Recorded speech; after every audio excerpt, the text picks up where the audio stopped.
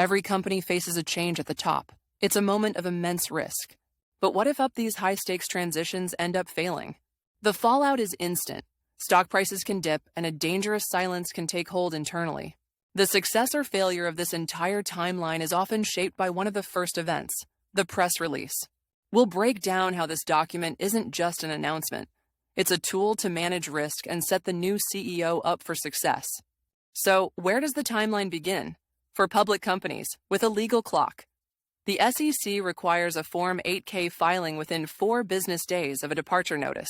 But this legal deadline often meets an internal problem.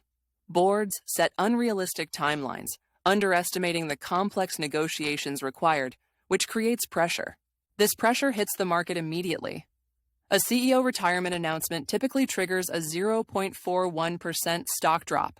That's millions in lost value for large companies. While investors react, an information vacuum forms inside. Internal communication can drop by 20% in the first 3 months, stalling projects and spreading rumors. This vacuum creates a hidden danger. Strong internal candidates passed over for the job may leave, gutting your leadership pipeline at the worst possible moment.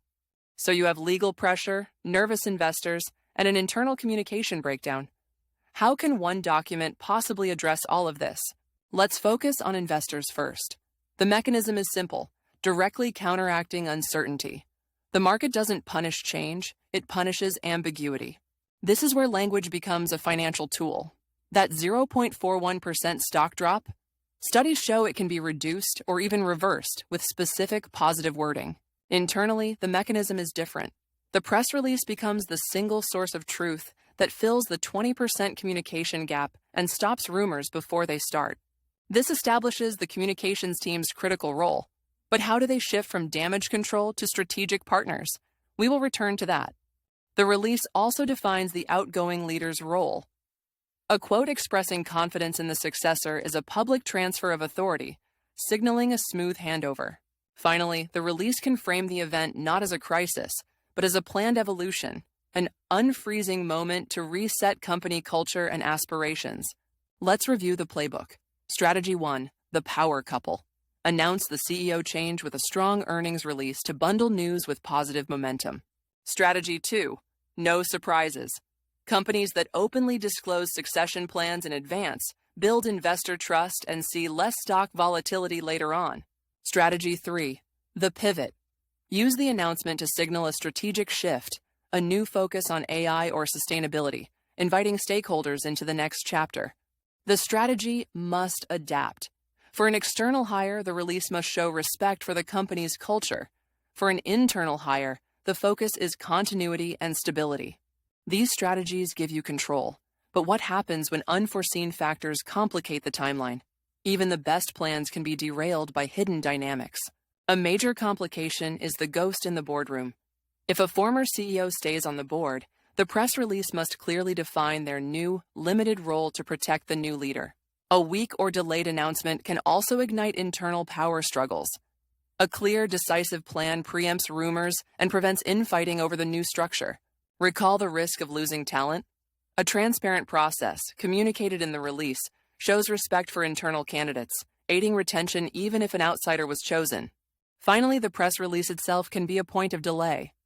Achieving board consensus on the wording is hard, which shows the need to start drafting the message early. So, we have strategies and we have complications. How do we pull these threads together to see the press release as the master key to the entire transition? We mentioned the transition as an unfreezing moment. The press release is the tool that strikes the ice, signaling to everyone that a period of renewal is beginning. We also talked about the stock drop risk.